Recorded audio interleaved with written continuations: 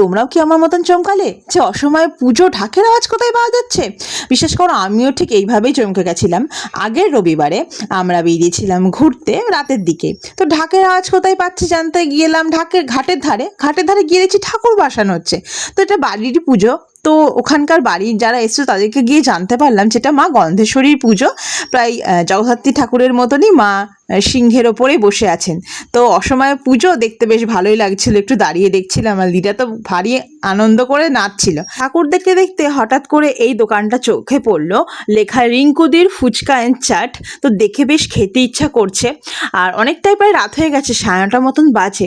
তোমরা কৃষ্ণনগরের কারা কারা খেয়েছো রিঙ্কুদির ফুচকা অ্যান্ড চাট? আমি তো আজকেই প্রথম ট্রাই করব।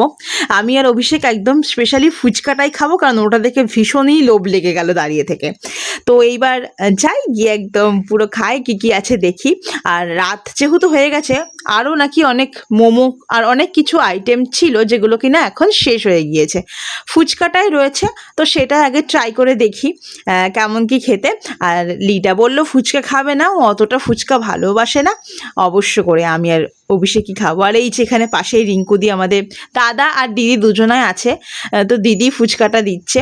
আর সব থেকে যেটা না বললেই নয় সেটা হচ্ছে হাইজেনিক মেনটেন করে এত ভালো লাগলো, এত পরিষ্কার পরিচ্ছন্নভাবে ফুচকা আমরা তো ছোটোবেলা থেকে কখনো খাইনি।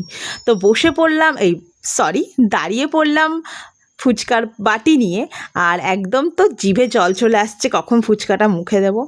তো দারুণ হয়েছিল, কিন্তু ফুচকাটা সত্যিই দারুণ খেতে, আর একদম মানে সুপার মুচমুচে ছিল যাকে বলতে গেলে চলে। তো একটু আলুতে একটু লবণটা বেশি লাগছিল বলে আমি আবার বললাম যে একটু লবণটা ঠিক করে দিতে। আর তারপর দিদি যখন মেখে ভালো করে আবার দিল, উফ, খেতে ছিল দুর্দান্ত, সত্যি কথা। তোমরা কিন্তু অবশ্য করে হলেও একবার, যারা ট্রাই করোনি অবশ্য করে ট্রাই করো, কারণ আমি ফার্স্ট টাইম ট্রাই করলাম, আমার কিন্তু এক্সপিরিয়েন্স ভীষণই ভালো ফুচকাটা খেতে ছিল। আর যেহেতু অনেকটা রাত হয়ে গেছিলো না, প্রায় 9:30 পৌনে 10টার মতন বাজছিল, তো সেই ক্ষেত্রে না আমি আর টক জলটা খাচ্ছিলাম না, কারণ আমার এমনিতেই গলব্লাডারে স্টোন অপারেশন হয়েছে, মানে করা। তো সেক্ষেত্রে আমি জলটাকে অ্যাভয়েড করে জাস্ট ফুচকাটা খাচ্ছিলাম। দারুণ লাগছিল খেতে, দারুণ। আর একটু রাত করে বেরোতে কিন্তু খুব ভালোই লাগে গরমকালে, আমার মনে হয় বেশিরভাগ সব রাতেই বেরোয় একটু ঘুরতে।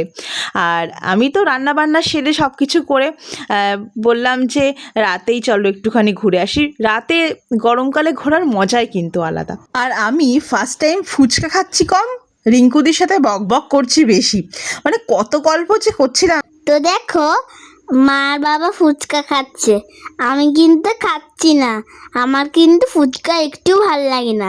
তো দেখো, আর আমি আইসক্রিম খেতে এসেছি। তো দেখো, আমি বাবার সঙ্গে আইসক্রিম খাচ্ছি, এইটা আমার ফেভারিট। আমার একটা চকলেট নিলাম না, তো দেখো আমি স্ট্রবেরি আইসক্রিম নিয়ে খাচ্ছি। কিন্তু আমার আইসক্রিম খেতে ইচ্ছা করে, কিন্তু মাটাও দেয় না, কারণ আমার মা বকে, কারণ যদি ক্যাভিটি হয় ওই জন্য আমার মা বকে। আজকে এইটুকুই আইসক্রিম নিলাম। লিডার আইসক্রিম আর লিডার ড্রেস ম্যাচিং হয়েছে।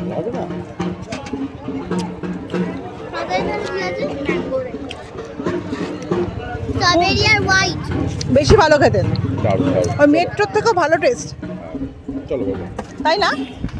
তো দেখো, আমি স্কুটির সামনে আইসক্রিম খেতে খেতে বাড়ি যাচ্ছি, আর বাড়িও প্রায় চলে এলাম। তারপরে লুচি ঘুগনি খেলাম, অনেক কিছু খেলাম। সবাই ভালো থেকো, গুড নাইট। আজকের এই ভিডিওটাই, টাটা।